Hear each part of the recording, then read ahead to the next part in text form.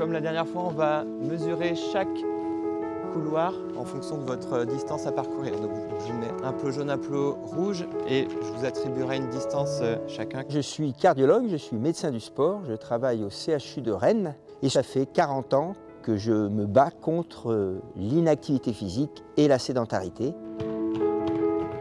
Après, ce qui nous a interpellés, c'est les chiffres qu'on a vus chez nos enfants. Une étude australienne nous a dit « Attention, en 40 ans, les enfants ont perdu 25% de leur capacité physique. » Et la capacité physique de l'enfant comme de l'adulte, c'est son capital santé. Aujourd'hui, par exemple, on voit apparaître chez les enfants des maladies qui n'étaient que chez les adultes. Aujourd'hui, quand on regarde les standards de l'Organisation mondiale de la santé, qui dit que quand on est jeune, en dessous de 18 ans, on doit faire 1 heure d'activité physique et sportive par jour, on n'a que la moitié des garçons et 1/3 des filles qui tiennent ce standard de 60 minutes. Et on s'aperçoit, quand on regarde un peu plus finement dans les tranches d'âge, que ça encore, ça vaut pour les plus petits. Et quand on passe à l'adolescence, on n'a plus que 1/3 des garçons et 20% des filles. À l'heure de la sédentarité, à l'heure de la prégnance très excessive des écrans dans leur quotidien, il y a un vrai besoin de les remettre au sport, de les engager vers cette pratique sportive. Il y en a combien parmi vous qui font du sport en dehors de l'école? On est en face d'un tsunami d'inactivité physique et de sédentarité. Personne ne bouge parce qu'on ne sait pas que c'est dangereux. Et donc, il faut inverser cette courbe de décroissance. Et donc, c'est de là qu'est partie cette idée. Faisons une étude pour montrer qu'on peut facilement inverser la courbe. À l'échauffement, tout le monde part ensemble. Et ta ligne d'arrivée, la tienne, c'est le plot jaune. Donc, l'étude d'inverser les courbes, c'est de prendre les collégiens. Deuxièmement, c'est de dire où on en est de cette capacité physique. On la connaît jusqu'à 2011, ça fait déjà 11 ans. Est-ce qu'elle a continué à baisser?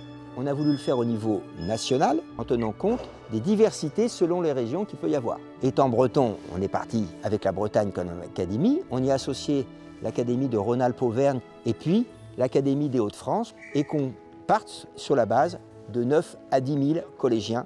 Allez, ça commence à être difficile, l'effort, on s'accroche. L'idée, c'est de faire l'évaluation de la capacité physique de ces collégiens. Donc on va prendre 2 tests. C'est un test navette où on court et on va de plus en plus vite jusqu'à ce qu'on puisse plus suivre le bip. Et un test de force de préhension où on mesure la force musculaire. Le test navette, la capacité physique, c'est le meilleur marqueur pronostic d'espérance de vie en bonne santé. Une fois qu'on a évalué, on va dire la moitié des enfants, on va leur faire un programme d'entraînement et l'autre moitié va continuer son programme d'éducation physique. Et on va faire ça pendant 2 séances par semaine sur 7 semaines. Et la nouveauté, c'est que on a mis en place cette application qui va nous faire le test navette et qui nous dit pour cet enfant-là, il faut qu'il s'entraîne à cette vitesse-là. Chaque enfant a un entraînement individualisé. Et à la fin des 7 semaines, on refait l'évaluation, capacité physique et force de préhension. Donc voilà l'étude inverser les courbes. C'est assez visuel parce que chaque élève a une distance individuelle à parcourir. Donc un élève qui voit sa distance augmenter, ça veut dire qu'il a progressé, il est capable de faire plus de distance dans le même temps.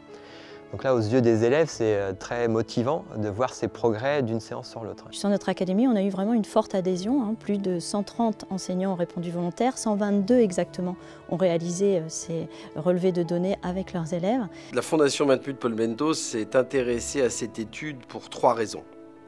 La première est en fait l'envergure de cette étude. C'est très rare qu'on puisse mener un projet sur un peu plus de 9000 jeunes adolescents et ça lui donnait un caractère un peu unique. La deuxième raison pour laquelle nous nous sommes intéressés à cette étude est évidemment que c'est de la recherche. Et comme vous le savez, la Fondation Matmut Paul Bento investit dans des projets de recherche. Et puis le troisième élément qui est lié en fait à une nouvelle approche, qui sera certainement d'ailleurs l'approche globale de la santé dans les années à venir, c'est d'avoir une vision un peu prédictive, une action un peu préventive à partir de données. Comme le dit très bien François Carré, à tout moment de notre vie, les uns ou les autres, on peut tenter d'inverser les courbes. Il faut agir maintenant parce qu'on sait très bien que c'est à cet âge que les pratiques sportives commencent à baisser. Voilà une étude française qui nous montre que nos collégiens ont une capacité physique qui a encore baissé depuis 2011, qu'on peut les améliorer avec quelque chose de très simple. Donc maintenant, qu'est-ce qu'on attend ?